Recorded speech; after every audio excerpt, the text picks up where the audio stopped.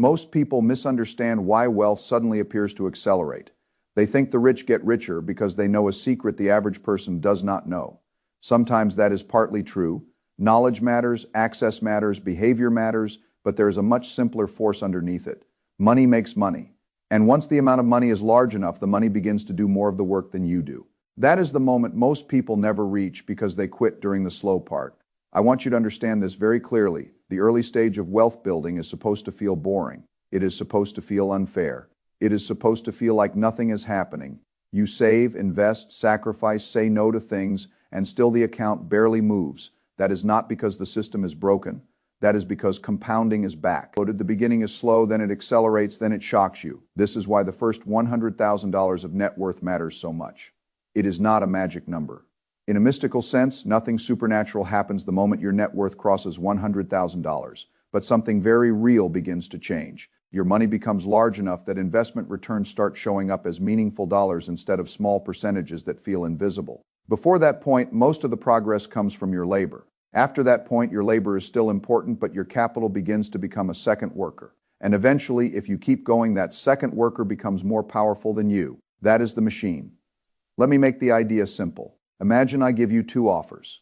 In the first offer, I give you $1 million today. In the second offer, I give you 1 penny today. And for 30 days, the amount doubles every day. Most people emotionally want the $1 million because it is visible, it is large. It feels safe. A penny feels ridiculous. A penny feels like nothing. But compounding always looks ridiculous at the beginning. On day 1, the penny is just 1 penny. On day 2, it is 2 cents. On day 3, 4 cents. On day 4, 8 cents. After 10 days, you still have only a few dollars. If you stopped there, you would laugh at the whole idea. You would say compounding is overrated. You would say the $1 million was obviously better. But you would be looking at the wrong part of the curve. By day 20, the growth is becoming meaningful. By day 28, the penny has grown past $1 million. By day 30, it is more than $5 million. That is the nature of compounding for a long time. It looks like nothing. Then it looks interesting. Then it looks impossible. But it is not impossible. It is the math doing what the math does when you give it time and you do not interrupt it. The mistake most people make is that they compare day 5 to day 30 and become discouraged. They say, this is too slow. They do not understand that the early days are the price of admission. Getting to your first $100,000 is like getting to the part of the penny example where the curve is finally about to become visible. You are not at the explosive stage yet, but you are close enough that the engine is beginning to wake up. That is why the first $100,000 is so important. It is the hardest stage because you do not yet have enough capital working for you. At first, your progress is mostly saved income. You go to work, you earn money, you spend less than you make. You invest the difference, the money you invest earns returns. But in the beginning, the returns are small in dollar terms. 10% on $1,000 is only $100, 10% on $10,000 is $1,000, 10% on $100,000 is $10,000, 10% on $1,000,000 is $100,000. The percentage is the same, the experience is completely different. That is why rich people appear to have an unfair advantage. In a sense, they do. Once the base of capital is large, ordinary returns produce extraordinary dollars. A wealthy person can earn more from a normal year in the market than a worker earns from a year of labor. This can feel unfair, but it is also useful because it tells you what your first mission should be. Build the base. Do not obsess over becoming rich overnight.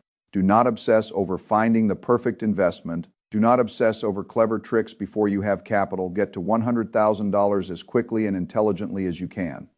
That is the first mountain, and the first mountain is the steepest. Let us look at the numbers in a simple way. Suppose you can save and invest $10,000 per year. Suppose your money earns around 10% per year over the long run. I am using round numbers to make the principle easy to see. Real returns vary. Markets go up and down. Some years are negative, some years are extraordinary. But the principle remains. In the first year, you save $10,000 at the beginning. The investment return does not feel impressive because there is not much money working yet.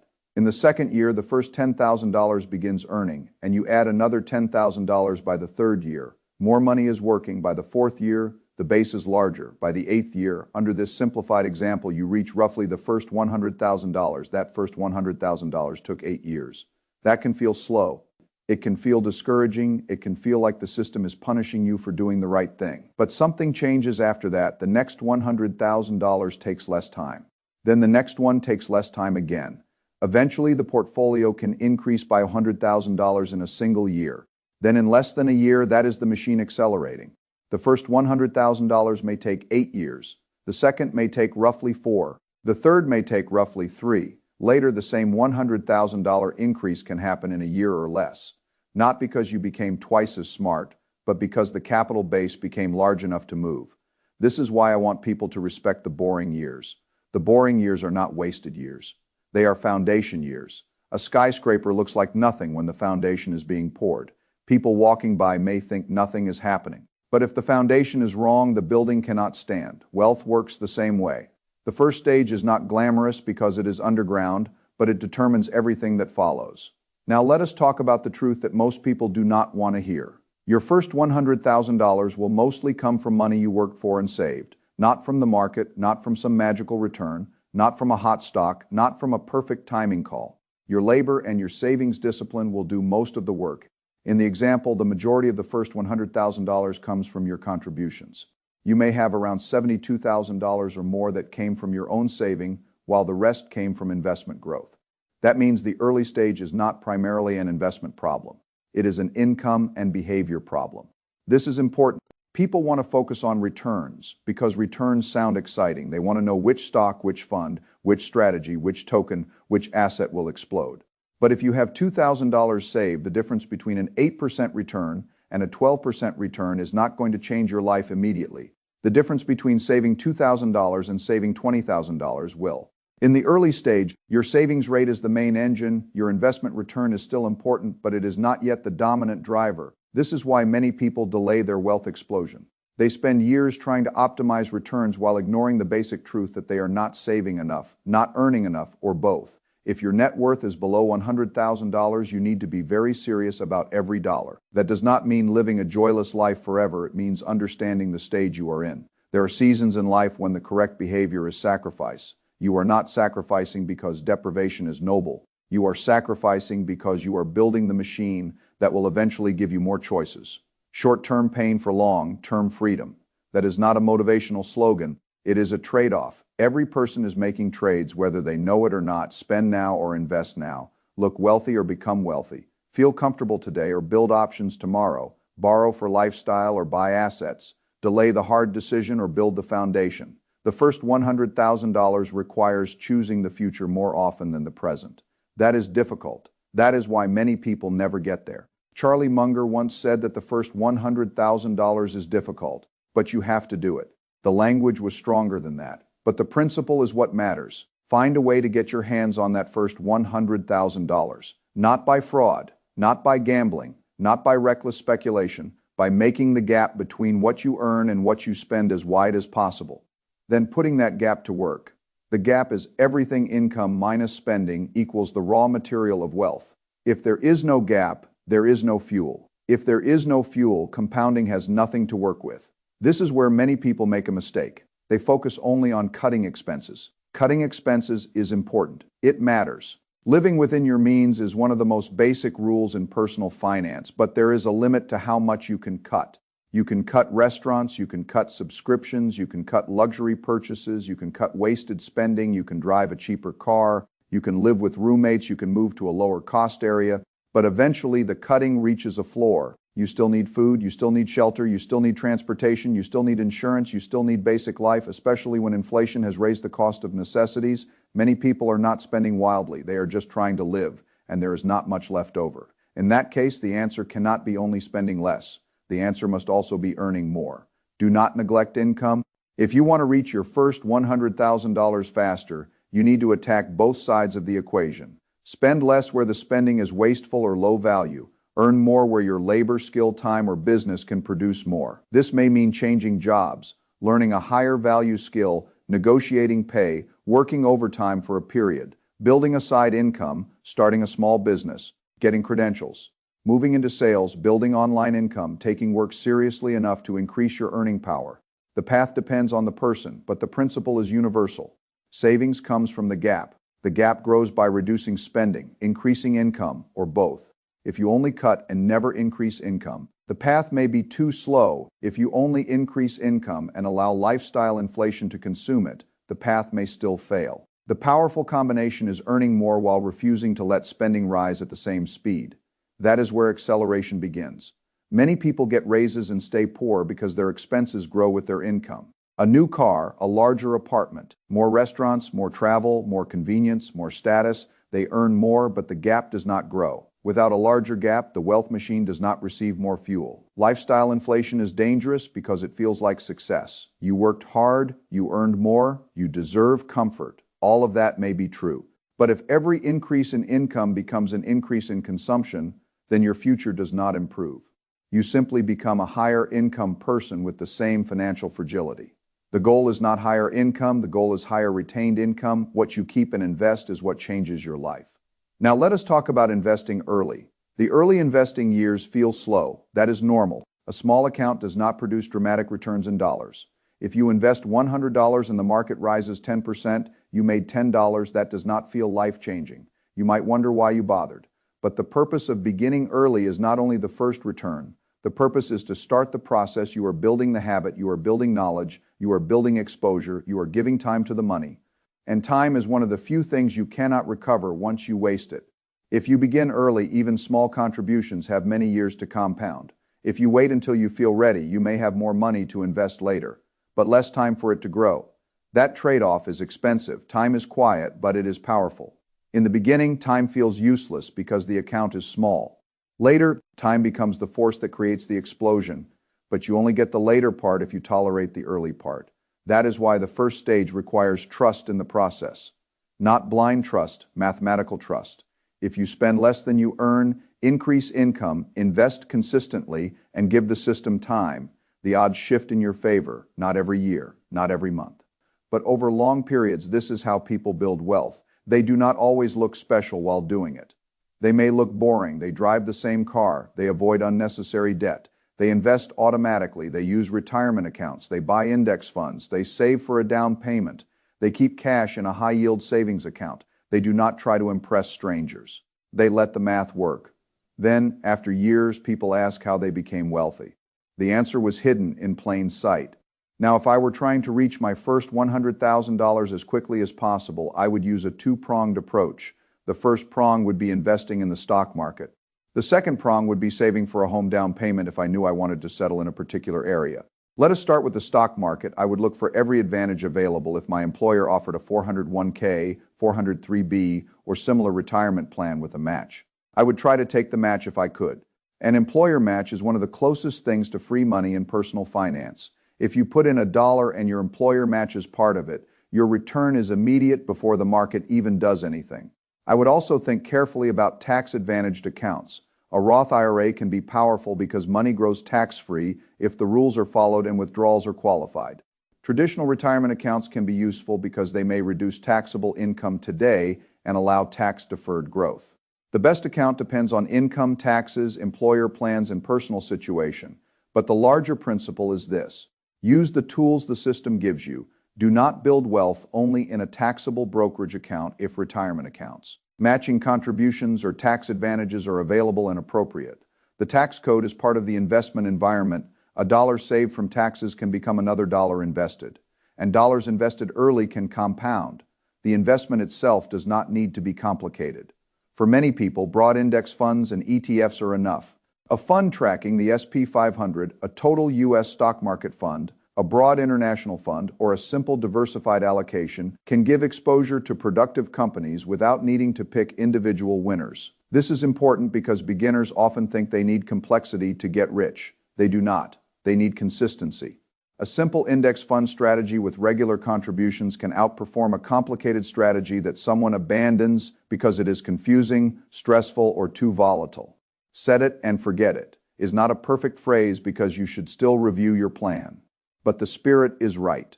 The money should be invested consistently without constant emotional interference. Every paycheck, every month, through good markets, through bad markets. When the news is ugly, when the news is exciting, when politicians are fighting, when stocks are near highs, when stocks are down.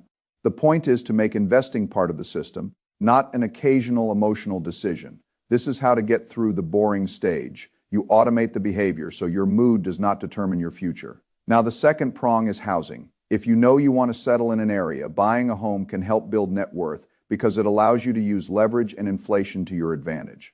This does not mean everyone should buy a home. If you are not stable in location, if the mortgage would stretch you too far, if renting is much cheaper, or if you do not understand the costs, buying may be wrong. But if the situation fits, a home can become a wealth building tool. Suppose you save $40,000 as a down payment on a $400,000 home.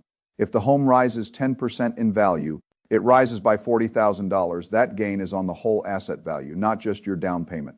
This is why leverage in real estate is powerful. You put in a smaller amount of equity, you control a larger asset. If the asset appreciates, your equity can grow quickly. But leverage has two sides. If the home falls in value, the loss also works against your equity. If the roof needs repair, you pay. If taxes rise, you pay. If insurance rises, you pay. If you cannot afford the monthly payment, the house becomes stress instead of wealth. So housing must be handled carefully. A home is not automatically a good investment at any price. The monthly payment must be affordable. You need reserves. You need to understand maintenance. You need to plan for taxes and insurance. You need to be realistic about how long you will stay. The idea is not to buy recklessly. The idea is to use housing intelligently if it fits your life.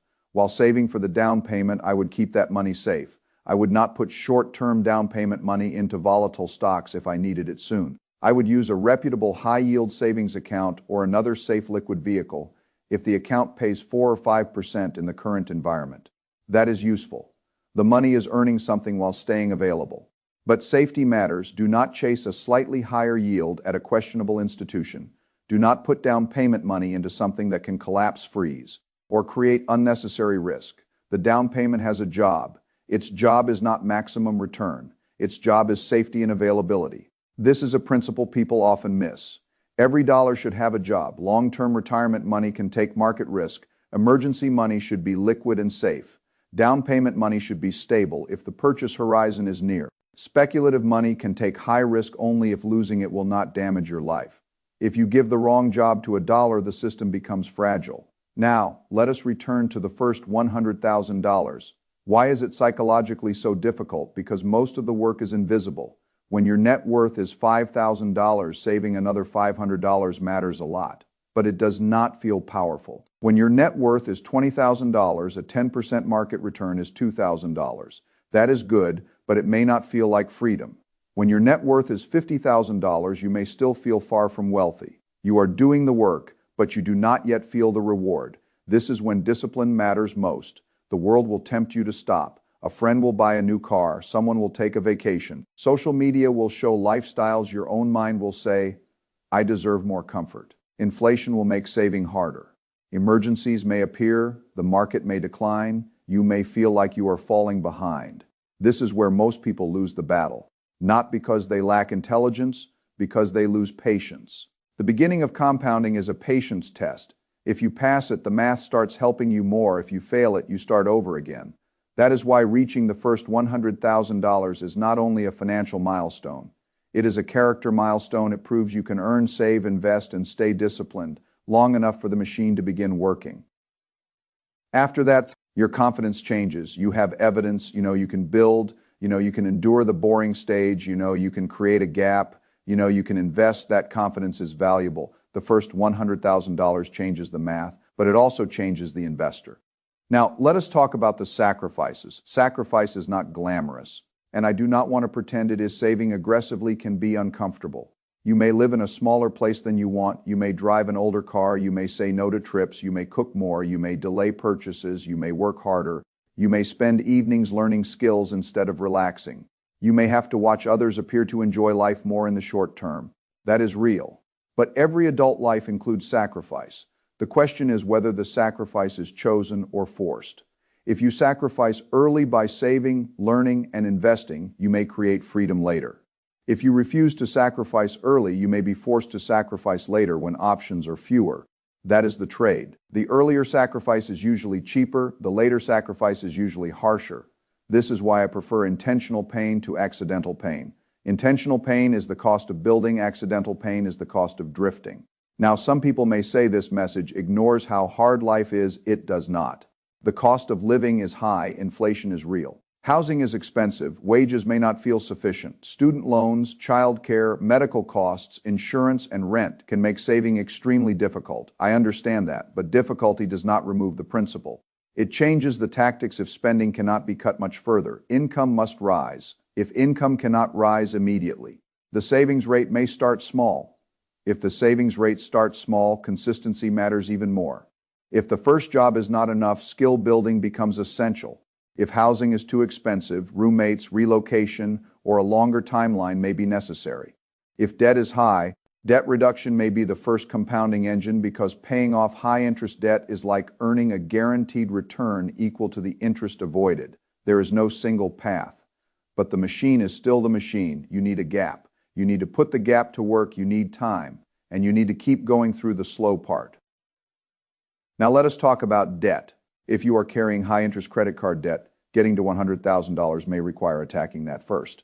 A credit card charging 20% interest is compounding against you. It is your enemy's investment account. Every month you do not pay it down, it grows or drains your cash flow.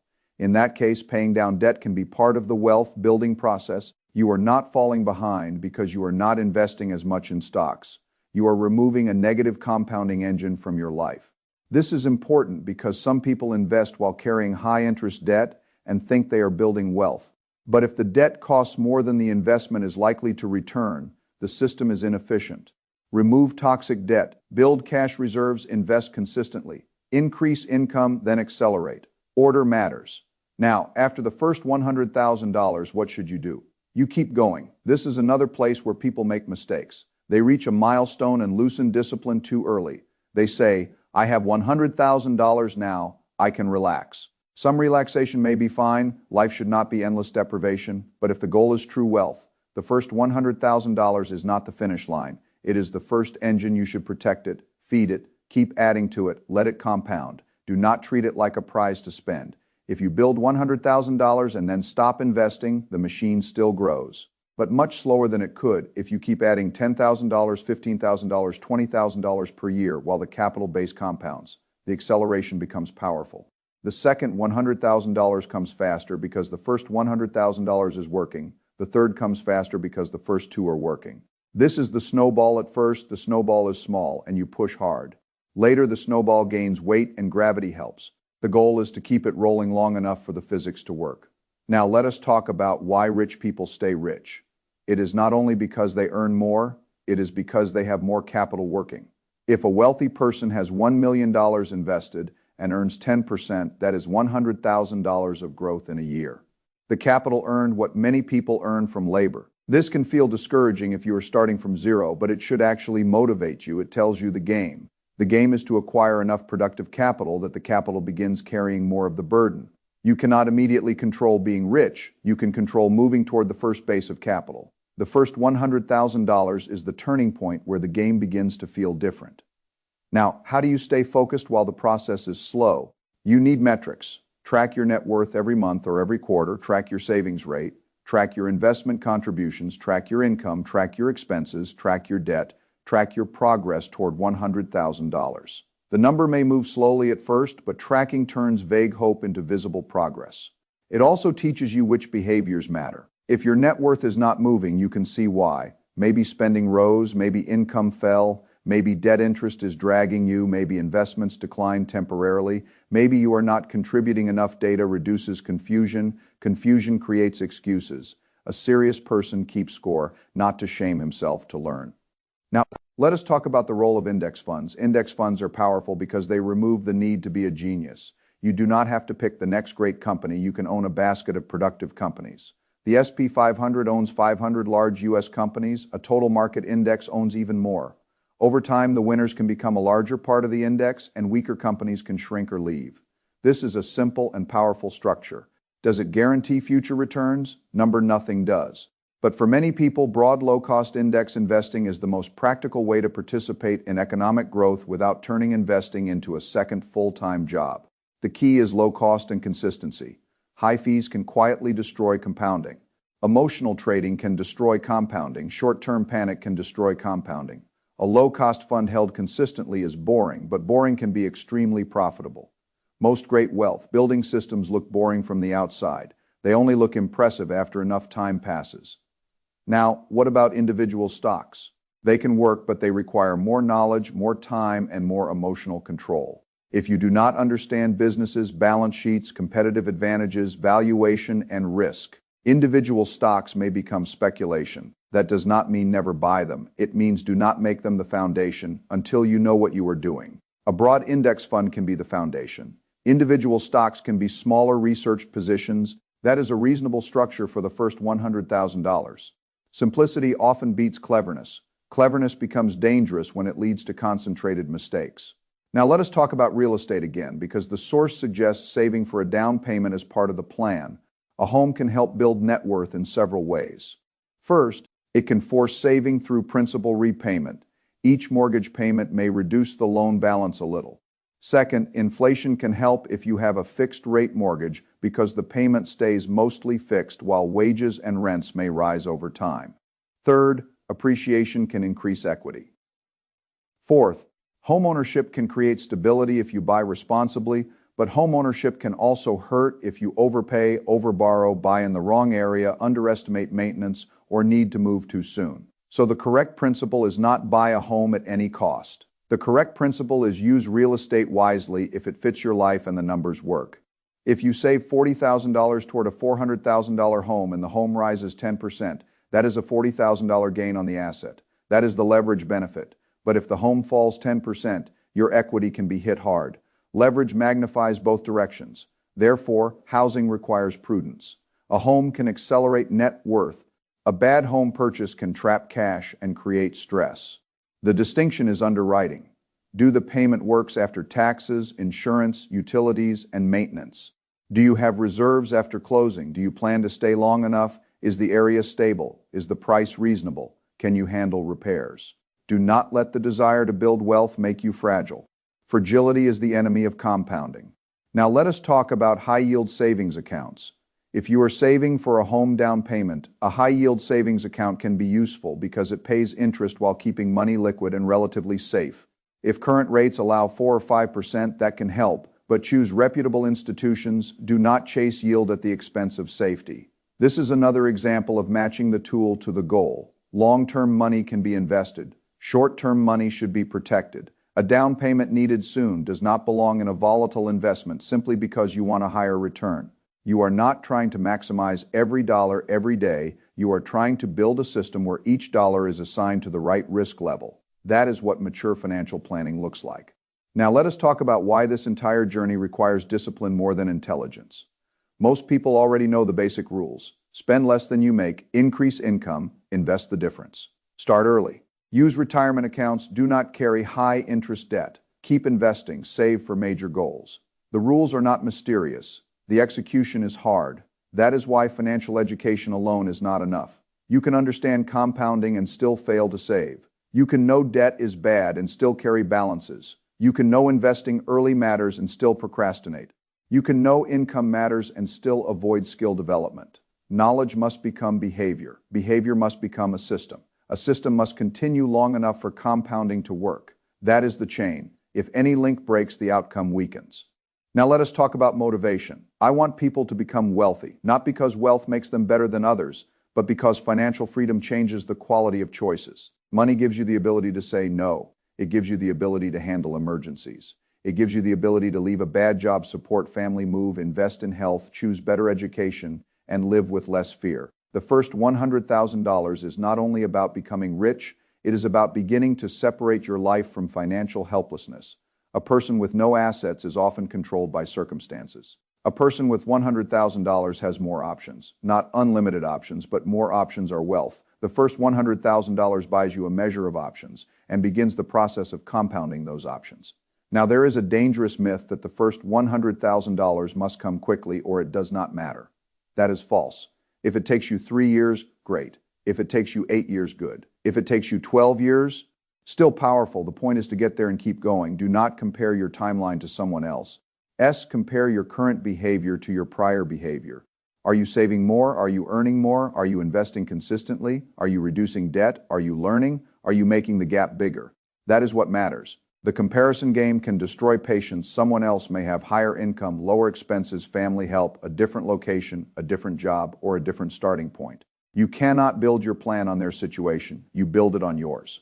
Now let us bring the entire framework together. The first part is understanding the curve. Compounding starts slowly and accelerates. The early stage looks boring because the capital base is small. This is normal. The second part is understanding the first $100,000. It is the hardest because most of it must come from work, savings, and sacrifice. Investment returns help, but they are not yet the dominant force. The third part is building the gap. Spend less than you make, but also increase income because expense cutting has limits. The fourth part is investing early and consistently. Use retirement accounts, employer matches, Roth IRAs where appropriate, broad index funds, ETFs, and simple systems. The fifth part is using housing carefully. Save for a down payment if homeownership fits your life. Use leverage and inflation intelligently, but do not overextend. The sixth part is protecting short-term money. Use reputable high-yield savings accounts or safe liquid vehicles for near-term goals. The seventh part is staying patient. The first stage is slow, but quitting during the slow stage prevents the explosive stage. That is the process. Now, what should you do today if your net worth is below $100,000? Calculate the gap between income and spending. If the gap is too small, decide whether spending must fall, income must rise, or both. Set a monthly investment target, automated if possible. Use tax-advantaged accounts if available. Take employer match if you can. Keep a cash buffer. Pay down high-interest debt. Put down payment savings in a safe place if buying a home is part of your plan. Track your net worth. Do this long enough and the first $100,000 becomes possible, then keep going. That is the part people must hear. Do not stop. At the first milestone, the first $100,000 is not the trophy, it is the ignition. The machine begins to work better after that. Your money begins to make money in amounts you can feel. The portfolio begins to matter. The second $100,000 comes faster, the snowball grows. Eventually, you see the truth that was invisible at the beginning. The rich are not staying rich only because they have better ideas. They are staying rich because they have capital working for them all the time. Your goal is to create that condition in your own life. Not instantly, not magically, systematically. Now let me end with the most important idea. The first $100,000 is not easy. It is supposed to be hard. It requires discipline, sacrifice, income growth, spending control, and the humility to let boring investments do boring work for a long time. It requires saying no to things that may feel good now so that you can say yes to a better life later. But once you get there, the math changes. Your money starts helping you more. Your returns become meaningful, your confidence improves, your options expand. The next milestone comes faster. That is why delaying the first $100,000 delays the whole wealth explosion. And that is why you should not treat the first stage casually. This is the stage where the future is built. So trust the math, respect the slow part, increase the gap. Invest consistently. Use the tools available, keep the plan simple, and get to that first $100,000 as fast as your life realistically allows. Because once your capital begins working beside you, you are no longer building alone. You have created the first version of a financial machine. And if you keep feeding that machine, it can eventually do what feels impossible at the beginning. It can make money faster than you ever could by labor alone.